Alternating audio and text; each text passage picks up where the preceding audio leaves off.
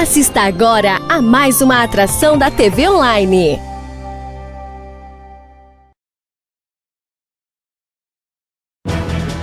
Direto ao ponto. Oferecimento: Lacma Dermocosméticos e Tatiane Góes Estética. Chácara Bela Vista. E Gonçalves Engenharia e Projetos Ambientais.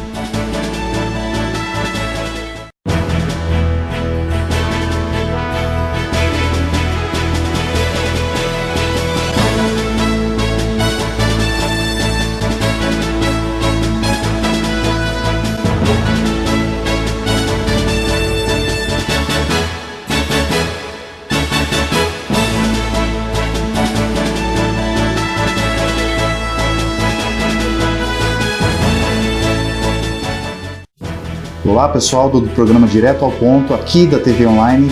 Estamos começando mais uma edição do programa. Hoje vamos falar sobre educação, aqui com a professora Lúcia Maria, 34 anos de experiência, já foi chefe do núcleo, formada em pedagogia, história, especialização em didática do ensino e formada em gestão e cidadania. Uma pessoa que tem um potencial para falar sobre educação, coisas que a gente precisa ouvir. Boa noite, professora. Boa noite, Sérgio. Seja bem-vinda. Obrigada. Obrigado pelo seu tempo que você tirou para a gente poder contribuir com a sociedade com essas informações. Coisas que, na verdade, não existe escola da vida. Então, tem momentos que a gente precisa ouvir o que você vai falar. Professora, obrigado. Seja bem-vinda de novo. Eu agradeço. Eu gostaria de fazer uma pergunta já. A importância da educação no país hoje é fantástica. É valorizada a educação hoje? Olha, infelizmente, Sérgio, ao meu ver, a educação não é valorizada. E essa questão da desvalorização da educação é algo que é histórico e cultural. Então, nós não temos uma cultura no país de valorizar a educação. Se nós considerarmos a educação na sua abrangência, né, família, sociedade, escola, a gente percebe que mesmo nas famílias há um certo relaxo em relação à educação. E no nosso país há uma tendência de transferir responsabilidades. O que a gente percebe? Que a família transfere para a escola a responsabilidade da educação inicial, né? A educação do ser humano, a educação moral, e a escola nem sempre consegue cumprir a sua função social, porque ela fica muito sobrecarregada com várias funções que é delegada a ela. Sim. Exatamente, eu percebo que assim, a escola sabe que os pais devem educar. E os pais esperam que a escola eduque. E fica essa complexidade. Eu vejo aí os professores sobrecarregados, com um salário que não é grato, não é gratificante pelo tamanho da profissão, a importância disso para a sociedade. E eu percebo também que tem países que estão partindo para esse lado. Existe uma tendência de melhorar a educação no país? Eu acredito que sim, se a sociedade se unir, né? Eu vejo assim, o poder público também não assume a responsabilidade que tem. A gente percebe aí que não há esse compromisso social com a educação, apesar dos investimentos na educação no Brasil não serem poucos, porém eles são muito mal administrados. Nós temos problema de gestão de recursos, né? E tudo isso vai fazendo com que a educação ela não seja prioridade. Ela não é prioridade hoje ainda no país. Apesar dos discursos, né, das falas que aparentemente demonstram algum compromisso, na prática nós não vemos isso. Vai evoluir? Quais são as falhas que você acha que tem no ensino do Brasil hoje? Que poderia melhorar? Eu acredito que possamos melhorar. Se a cultura, né, se for implementada uma outra cultura. A questão dos recursos, por exemplo, né? Existe toda uma lei que regula, né, a administração desses recursos, que não são poucos, porém há um descumprimento da lei. Nós temos uma lei, a Lei de Diretrizes e Bases da Educação, que vai agora, neste ano, completa 22 anos, porém as falhas ainda continuam. Quer dizer, a lei é muito bonita. No Brasil, a gente tem essa tendência, né? Escreve-se bonito, são leis muito grandes. Só para termos uma ideia, a Constituição Federal é uma das maiores do mundo, em detalhes e tal, com muitas emendas. porém, na prática, a gente não vê o cumprimento da lei. Então, eu vejo isso como um problema. Né? Não tem o seu devido valor merecido. Sim. O seu valor de destaque, né, que o professor e a educação tem. Sim. E a outra questão que eu acho assim, de falha na educação, que eu já coloquei, o poder público não assume como prioridade, né? A sociedade não tem a cultura de fazer o controle social. Participar mais, professor? Participar, controlar, né, como que está sendo feito, como está sendo geridos os recursos, como é que o desempenho escolar dos filhos está acontecendo. Há, assim, uma certa omissão. Isso é problemático. O que mais que a gente percebe? A formação dos professores, né? Nós temos ainda a graduação, ela é falha ainda. Por exemplo, os cursos de licenciatura, eles não estão preparando ainda devidamente esse graduado para atuar na escola. Os cursos de formação continuada também, a gente percebe que tem falhas, né? Eles não são assim eficientes como precisa ser para que haja qualidade de ensino. Os nossos professores, a carga horária dos professores, às vezes, para poder melhorar o seu salário, ele precisa ter uma carga horária grande. Então, isso vai gerar problemas. Cansaço, sobrecarga. Porque ele tem que preparar o material em casa, corrigir prova em casa, porque durante a aula é muito corrido. Muito corrido. E aí a família e coisa para cuidar. A pessoa acaba vivendo não vivendo bem. Isso. Não conseguindo desempenhar a melhor performance como profissional, né? Como profissional. Isso reflete na qualidade do ensino. Na qualidade do ensino. Porque o ideal seria, por exemplo, um professor ser remunerado por 40 horas e ter 20 horas para pesquisa, preparação e 20 horas de atuação em sala de aula. Exatamente, concordo. Isso eu acho que seria o ideal, assim, né? E outra questão que a gente coloca, que eu gostaria de colocar, é a questão de número de alunos por turma também, né? A gente sabe aí que muitos países onde a educação deu certo a redução de número de alunos por turma. Qual que é o recomendado? Olha, depende da faixa etária, né? As crianças, por exemplo, no ensino fundamental, nos anos iniciais, nós precisaríamos ter aí de 15 a 20, né? Nos anos finais do ensino fundamental também ser reduzida para até 25 alunos. Aí no ensino médio podemos ter 30, 35 alunos, né? Mas o que a gente percebe é que muitas vezes as salas de aula estão inchadas. Isso sobrecarrega e não consegue dar devida atenção. Sim. Isso prejudica o estímulo e a associação de coisas continuamente, né, para a educação e o ensino. Isso. Professor, eu vou dar um recadinho agora para o pessoal de casa. Acompanhe a gente aqui no próximo bloco com a professora Lúcia Maria no programa Direto ao Ponto. A gente volta já. NP Diário na TV, o telejornal diário do Norte Pioneiro, fruto da parceria entre o NP Diário, referência em informação, e a TV Online. De segunda a sexta, a partir das 10 da manhã, uma nova edição. Ou quando e onde quiser, aqui na TV Online. Olá, galera da TV Online. Estamos voltando com o programa Direto ao Ponto com a professora Lúcia Maria, com uma formação acadêmica legal, falando sobre educação. Fique aqui com a gente. Professora, a gente estava falando sobre as falhas na educação. Você estava frisando alguns pontos. O que mais que você acha que poderia melhorar? Tá, a gente percebe como problemático aqui no Brasil a questão da evasão, né? A evasão de alunos. Sério? A universalização está praticamente garantida, porém a permanência desse aluno na escola tem sido problema. Por exemplo, nós temos no ensino médio, na primeira série do ensino médio, mais de 11% dos alunos desistem. Quer dizer, eles estão começando e já desistem.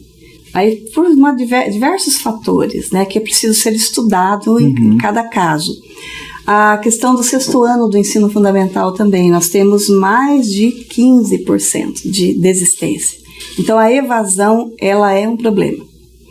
Outra questão é a repetência também, né? Dada a situação da não aprendizagem, muitos alunos repetem de ano. Então, isso também traz um atraso para a nossa educação. E eu gostaria também de colocar o que eu considero falha, é a não acompanhamento dos pais na escola, né? Na ausência. Participação, né? Saber o que está acontecendo. Então, eu tenho percebido, professora, assim, a autonomia das crianças cada vez mais cedo. Elas tem uma situação de uma criança que eu esses dias, filho de amigo meu, falou assim, ó, eu não vou pra escola não. E ele pegou e falou, não vou, então não precisa ir. Uma coisa assim, sabe, a falta de comprometimento com os pais, com a educação dos filhos, e os filhos cada vez mais querendo ter voz ativa, retrucando os pais, com questão cultural e de educação mesmo dentro de casa, né? Como não existe escola da vida, às vezes essa prioridade não é a mesma coisa para uma criança e um pai. Professora, como você vê as mudanças nas propostas que estão para vir aí? Você já soube de algumas? O que você espera de evolução na educação? Tá, você se refere ao ensino médio? Ao ensino médio. Então, eu estou me inteirando ainda, né? Nós temos uma lei recente, né? Que é a lei, agora, de fevereiro de 2017, que promove uma mudança no ensino médio, faz alterações nos artigos da LDB, né? Na Lei de Diretrizes e Bases da Educação, e percebe-se assim uma resistência, né, de muitos educadores.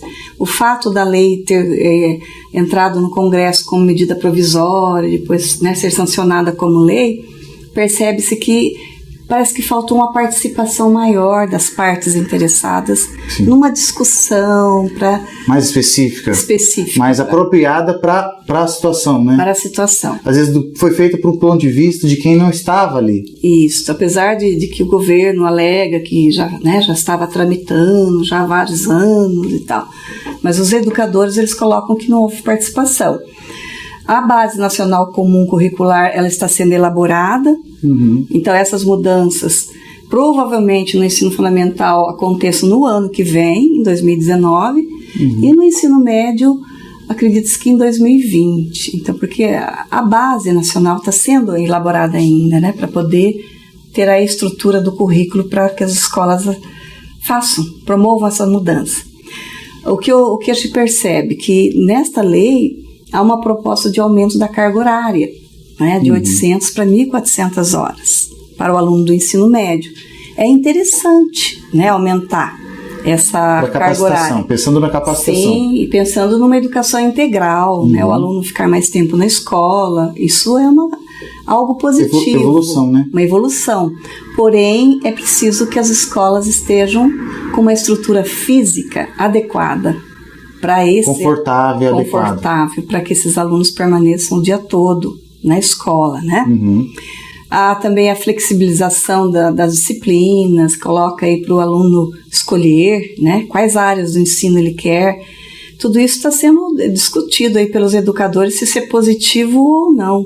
Dada a questão da faixa etária, né, um aluno do ensino médio ele ainda dá a impressão que ele não tem uma maturidade ainda para estar escolhendo, né, essas áreas do conhecimento aí.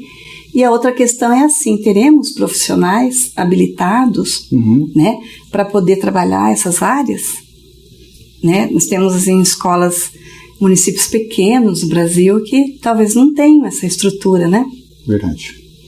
Professora, já aproveitando essa oportunidade, sobre um ensino mais adequado, uma performance melhor dos alunos, você acha que teria que ter, de repente, alguns tipos de matéria mais relacionado à atualidade hoje, como informática, como performance de apresentação, como uma pessoa que quer se expor para o mundo, teria que se adequar a novas matérias hoje para a realidade da população? Eu penso que sim, né? Eu acho assim, o mundo mudou, nós estamos aí, né, nesses tempos pós-modernos com muita evolução, a tecnologia ela avançou de uma maneira assim, grande, e por falar em tecnologia, na escola, a escola parece que ainda está um pouco atrasada em relação a isso, ao uso das tecnologias, mas eu acredito que sim, que precisa modernizar o ensino, atender às necessidades no momento atual. Professora, já uma dúvida minha. Assim como a performance de pessoas que trabalham em empresas bacanas, que são bem recebidas, com empresas com um relacionamento legal, nas escolas eu acredito que os alunos também gostariam que fosse assim. Você acha que melhorando o meio ambiente dos alunos melhoraria significativamente o ensino? Com certeza, com certeza. Eu acho assim, para a educação ter qualidade, a gente tem que pensar numa estrutura física adequada, digna. Nós precisávamos suprir as necessidades que essa escola que oferta esse ensino de qualidade precisa ter. né? Então, o ambiente tem que ser agradável, tem que ser confortável, tem que ser digno. Nós temos escolas no Brasil, Sérgio, que nem água tratada tem. Nossa. Tem escolas que estão sucateadas. E se a gente considerar o investimento na educação, que é grande, mas ele é muito mal administrado, né? A maior parte dos recursos da educação vão para o ensino superior. A escola básica fica com um recurso bem menor. Acho que o governo às vezes tem vontade de vender diploma e não vender a educação verdadeira, né? Tem toda uma intencionalidade aí, né, por trás. Tem uma sociedade formada, mas que não opina muita coisa, porque não teve uma preparação. Porque se nós formos pensar em termos de educação, o que é o ideal? Que o aluno pense, né, tenha autonomia, questione, forme o seu pensamento, se prepare para atuar na sociedade. Cada vez mais exigente, né? O mercado hoje não aceita mais amadores. Sim. Ou seja, a performance é muito importante para a vida do cidadão. Sim. Eu vou dar mais um recadinho para o pessoal da TV Online, professora, e a gente volta já para falar com a professora Lúcia Maria com os assuntos importantes sobre educação. Até já, galera. Anuncie na TV Online. A sua marca 24 horas no ar. Informação, diversão e entretenimento quando e onde quiser. Curta nossa página no Facebook, se inscreva em nosso canal no YouTube. Siga a TV Online no Instagram. Assista a TV Online quando e onde quiser. Acesse portaldatvonline.com.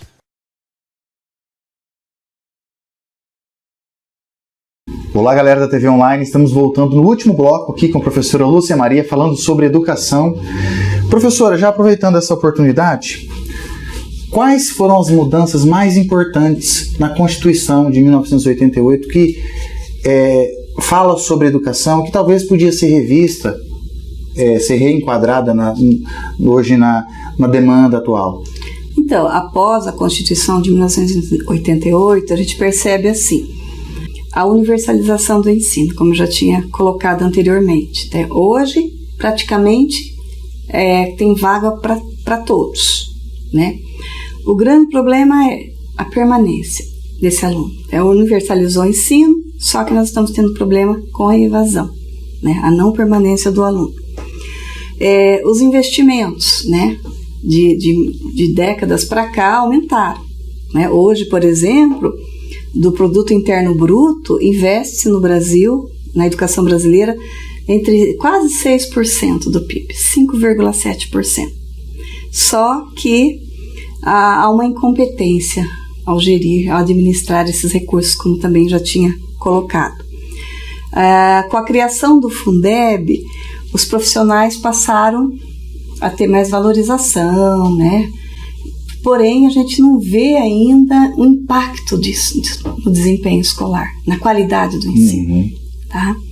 A formação docente, por exemplo, hoje qualquer professor das séries iniciais, eles precisam ter um ensino superior. Então, a formação melhorou. Exige um investimento melhor. Exige que haja uma formação de ensino superior. Porém, nós não estamos vendo ainda aquela melhoria esperada.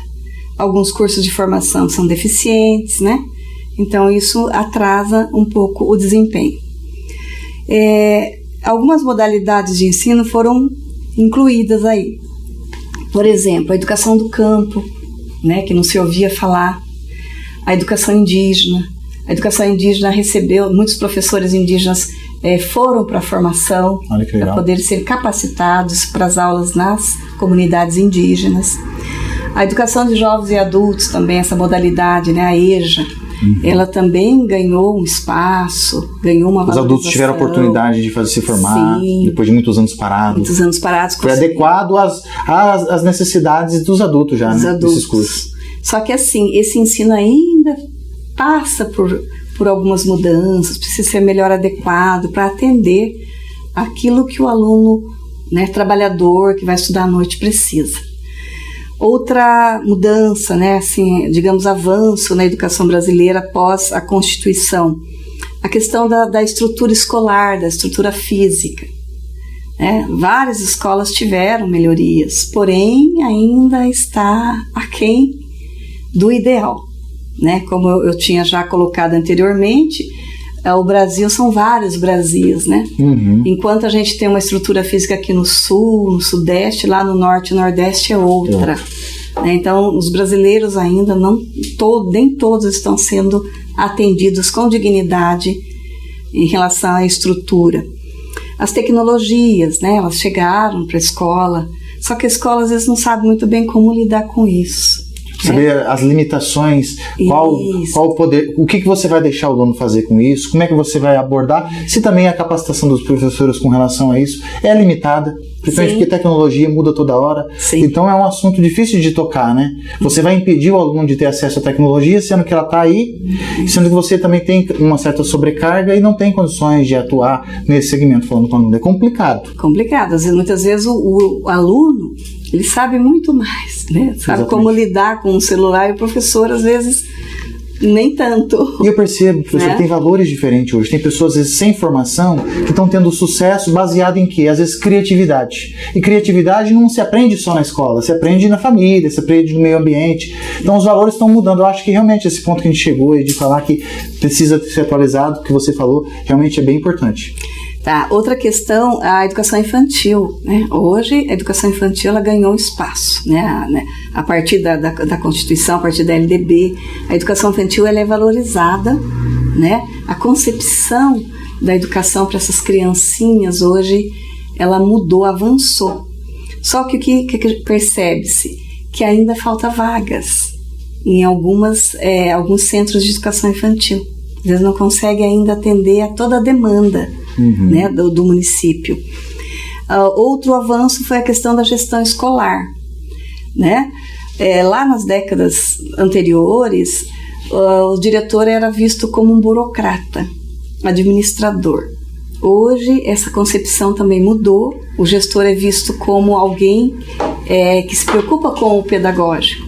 Tá? Então, a gente veio para somar. Veio para somar. O diretor, hoje, ele se preocupa, ele atua na orientação pedagógica também, das escolas, porém, isso não acontece em todas. Existe o problema tradicional ainda, da imposição, de ser meio ditador, né? Querendo assim, você trabalha na linha, E também, por último, a questão da inclusão, né? Hoje a educação especial, por exemplo, as crianças com necessidades especiais, eles têm espaço na rede pública de ensino. Porém, os nossos professores precisam ser melhor capacitados para poder saber lidar com essa inclusão. Então, esses são os avanços que a gente percebe aí. Maravilha, professora, que pena que nosso tempo está acabando. Eu gostaria de ficar com você aqui 2 horas conversando. Você é muito inteligente, muito dinâmica, tem autoridade no assunto. Obrigado de novo pela sua participação, pelo seu tempo dedicado a nós. A sociedade precisava ouvir essas coisas que você veio para falar.